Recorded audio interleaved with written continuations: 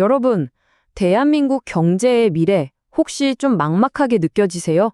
오늘 그 복잡한 흐름의 진짜 핵심이 뭔지, 그리고 그래서 우리는 뭘 준비해야 하는지 아주 명확하게 한번 짚어보겠습니다. 요즘 젊은 세대들 사이에서 이런 생각 많이 하죠. 예전처럼 그냥 열심히만 해서는 안 되는구나. 성공 공식이 바뀐 것 같은 이 불안감. 사실 여기에는요, 우리가 미처 생각하지 못했던 거대한 구조적인 변화가 숨어 있습니다. 자, 그러면 대체 뭐가 문제인지 한번 제대로 파헤쳐 보죠. 우리 세상을 바꾸고 있는 첫 번째 거대한 힘은요, 우리가 어떻게 할 수 없는 것, 바로 인구 구조입니다. 경제학자들이 한 나라의 운명을 예측하는 아주 결정적인 지표를 하나 찾아냈어요. 바로 생산 연령 인구라는 건데요. 간단히 말해 경제 활동의 주축이 되는 사람들이죠. 근데 이 인구가 줄어들기 시작하면 그 나라는 사실상 성장을 멈춘다는 게 역사적으로 증명됐습니다. 자, 근데 여기서 진짜 중요한 건요. 이게 우리나라만 겪는 특별한 일이 아니라는 거예요. 말 그대로 이미 답안지가 나와 있는 시험 같은 거죠. 일본이 95년도부터, 유럽이 2010년부터 먼저 이 길을 걸었고요. 이제 그 충격이 바로 우리나라에 지금 현실로 닥치기 시작한 겁니다. 이 그래프를 보시면 그 결과가 얼마나 극명한지 바로 알 수 있습니다. 2008년 금융위기 후에 상대적으로 인구 구조가 젊은 미국은 88%나 성장했어요. 반면에 고령화가 심각한 유럽은요, 겨우 8% 성장에 그쳤습니다. 정말 어마어마한 차이죠?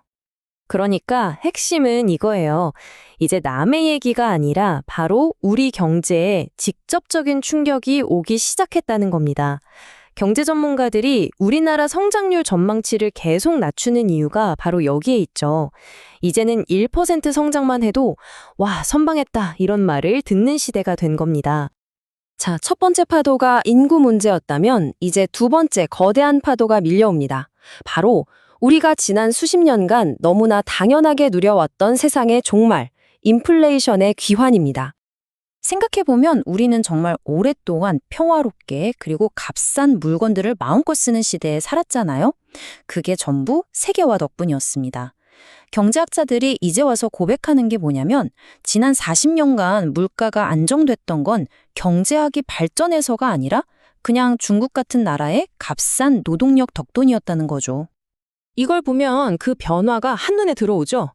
예전에는 값싼 노동력, 값싼 자원으로 물가가 낮게 유지되는 세상이었다면 이제는 완전히 반대가 된 거예요. 나라마다 관세 장벽을 세우고 자원을 무기처럼 쓰기 시작했죠. 앞으로는 높은 물가가 그냥 뉴노멀이 될 가능성이 아주 크다는 뜻입니다.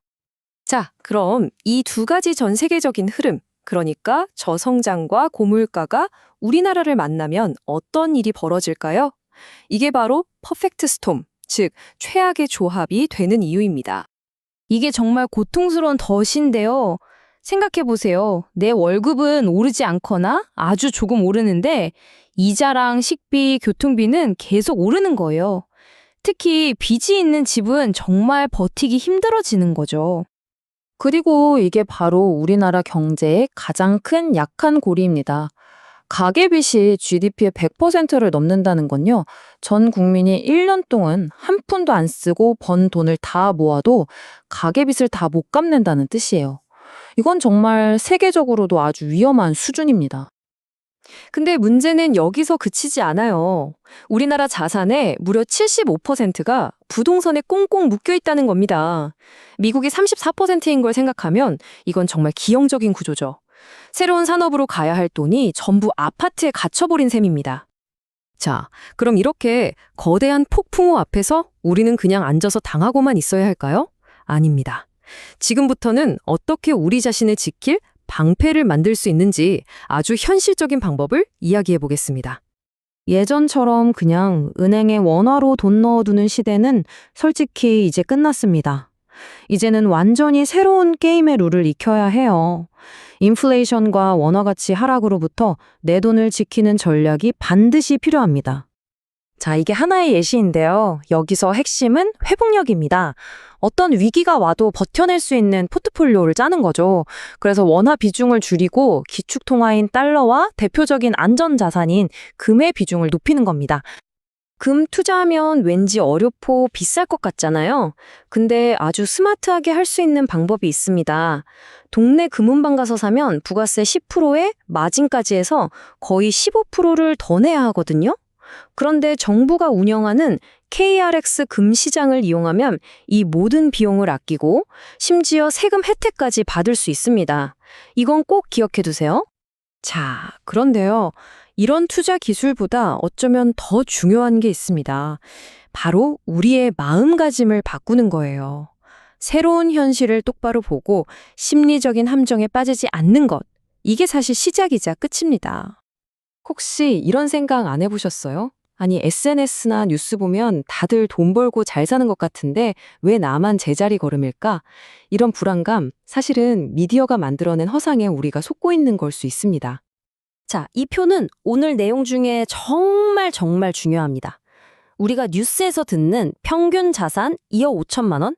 이건 사실 상위 1% 부자들 때문에 엄청나게 부풀려진 숫자예요. 진짜 대한민국 한가운데 있는 사람, 딱 100명 중 50등인 사람의 자산, 즉 중위값은 1억 원입니다. 이 둘은 완전히 다른 이야기죠. 이 사실만 알아도 불필요한 상대적 박탈감에서 훨씬 자유로워질 수 있습니다.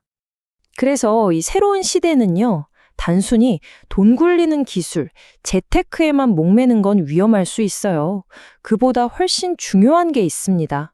바로 시테크, 즉 내 시간을 어디에 투자할 것인가 하는 문제죠. 내 자신의 몸값을 높이는 것, 이게 결국 장기적으로 최고의 수익률을 가져다 줄 겁니다. 결론은 이겁니다.